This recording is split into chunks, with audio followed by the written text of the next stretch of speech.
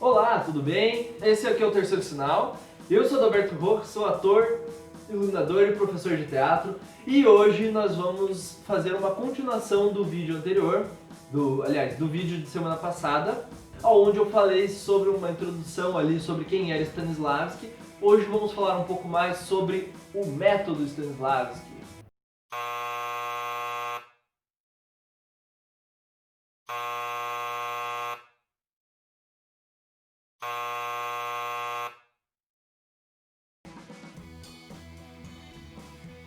Então, uma das ferramentas que o Stanislavski pesquisou dentro da vida dele, e que foi assim, depois até muito falado e tal, é a questão da memória das emoções, digamos assim, usar esse termo agora.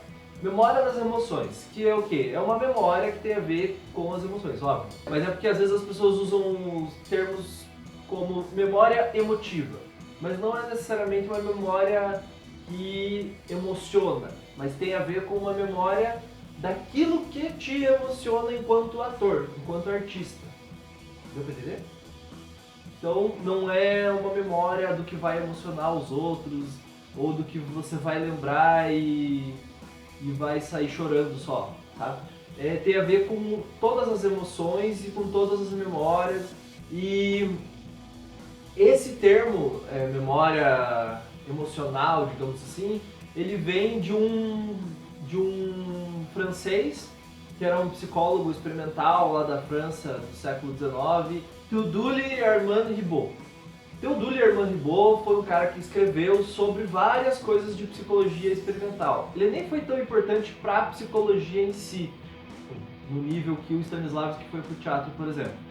Mas pro Stanislavski, naquele momento, em um momento da vida dele lá, ele foi importante porque teve 2 livros dele, desse Ribot, sei lá como fala, que surgiu ali pro Stanislavski para explicar um pouco, que fez sentido para ele, a questão da ligação das emoções com a prática do teatro, do ator, de usar essas emoções que ele já tem para pensar em como transformar isso em ação no palco, em como que ele conta uma história, como que ele cria uma possível imagem ali da vida, que ele não fique só representando coisas. Eu estou representando alguém que está triste, estou demonstrando como se estivesse triste, mas eu estou vivenciando de certa forma uma tristeza que não é a mesma tristeza de quando perdi o meu cachorro e quando morreu minha bezerra, mas é uma tristeza que eu criei de alguma forma e que quem está vendo vai entender que isso é uma tristeza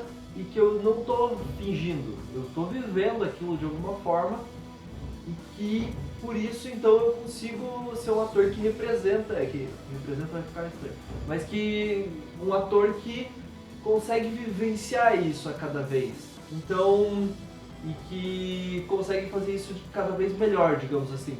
Então, isso é muito superficial e de uma maneira bem esdrúxula, né?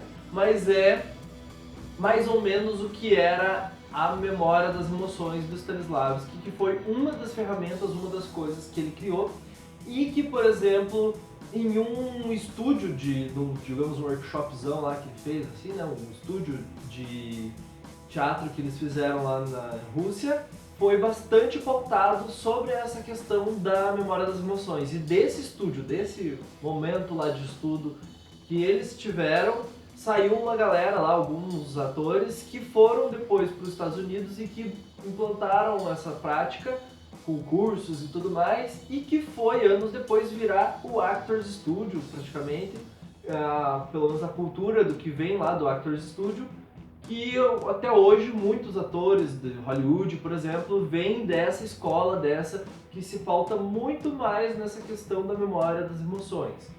Mas é a partir desse caminho mais ou menos que foi se derivar. Nossa, deu olha a onda. Mas foi mais ou menos desse caminho que começou.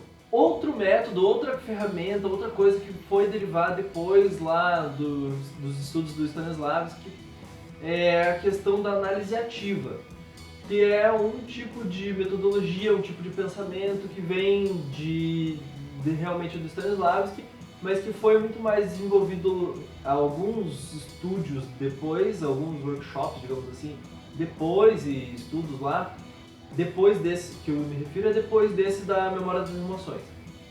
Mas que não nega a memória das emoções, tá? Não é tipo totalmente contrário assim, mas é uma outra ferramenta para agregar e é onde você vai analisar de forma mais teórica em algumas situações e você vai parar e vai se colocar enquanto ações assim que você possa analisar o que deveria fazer e testar algumas coisas disso enquanto trabalho de ator para todas as possibilidades dentro daquele personagem, daquele papel, daquele espetáculo.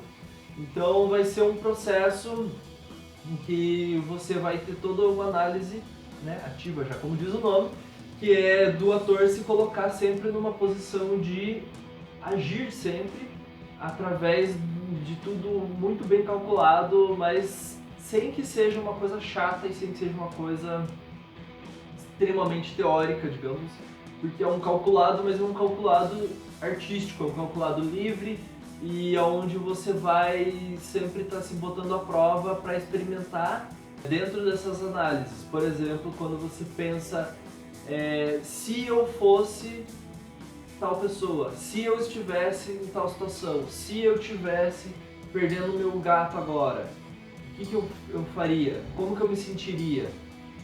E se não fosse meu gato, se fosse minha mãe? E se não fosse minha mãe, se fosse eu numa situação em que perdi meu pai e o meu pai apareceu como um fantasma?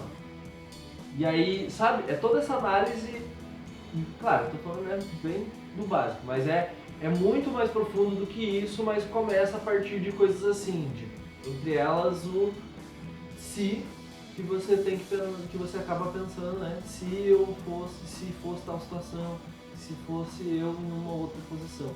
E por aí vai, e é uma discussão muito longa, é um assunto muito mais profundo. Tem gente que faz, sei lá, tipo, tese de mestrado só na parte da análise ativa. Tem escolas que trabalham muito focado só na base da análise ativa. Então é uma ferramenta, é um método que vai derivado do todo o estudo do Stanislavski, mas que não foi encerrado todo assim e colocado como vilão comparado ao das emoções lá, ou como tipo esse é o superior e o das emoções é menor, tá? É uma ferramenta a mais. E ainda tem um termo que se chama ações físicas, que é uma metodologia, um método, digamos, de você pensar todas as motivações, todas as vontades e contra-vontades, tudo aquilo que o personagem quer fazer e ao mesmo tempo não quer fazer ou não pode ou não deveria, enfim. Toda essa relação, tudo baseado em ações físicas. Esse termo de ações físicas, ele também tem muito a ver com que anos depois, discípulos do Stanislavski ali, discípulos, né, praticamente porque é quase uma coisa religiosa, assim, o cara ouviu daquele e foi contar para outros e daí foi, né, disseminando a palavra ali.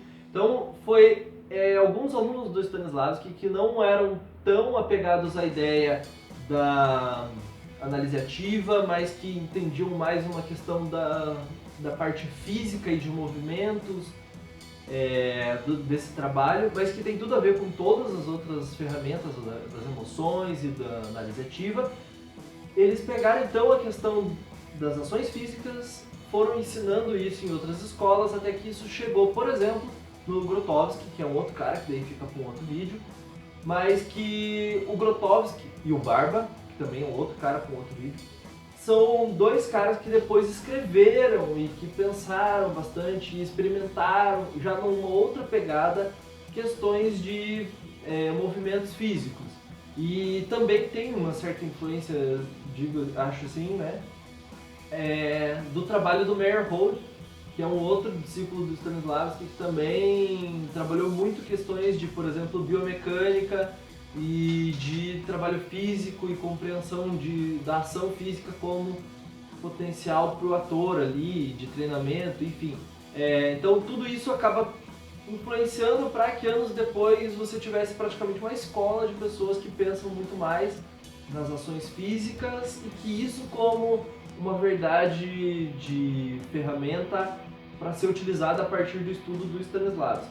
Mas é uma outra ferramenta que também não desabona aqui, não estou falando que é melhor ou pior do que as outras duas coisas que eu falei, mas que é uma ferramenta a mais se você conseguir entender todas elas e compreender muito bem um estudo sobre o Stanislavski a fundo, você vai conseguir completar um pouco melhor aí o seu trabalho de ator e aprofundar a sua pesquisa. Ou se você não é ator, né, vai compreender que tudo isso faz parte do trabalho de um ator, pelo menos, que vai estudar um diretor que foi super influente no começo, fim do século XIX, começo do século XX, e que todo mundo que faz faculdade ou curso técnico de teatro, por exemplo, tem que estudar esse cara e saber pelo menos alguma coisa sobre esse processo todo aí, sobre essas informações todas. Então, se você achou alguma informação útil, importante, que você nunca tinha ouvido falar, ou faltou alguma informação que você gostaria de saber, comenta aqui, aqui embaixo nesse vídeo, me segue lá no Instagram, se inscreve no canal se não estiver inscrito, já compartilha para outras pessoas que você acha que vão gostar de saber sobre esse assunto, e também aproveita e já dá aí o gostei nesse vídeo. Por favor, também, comenta para todo mundo aí saber desses vídeos, para que a gente possa comentar mais e conversar, dialogar mais sobre teatro em si, sobre arte, cultura e, enfim, passar um pouco mais sobre a palavra do teatro aí, o que é, como funciona. Então, até o próximo vídeo do Terceiro Sinal.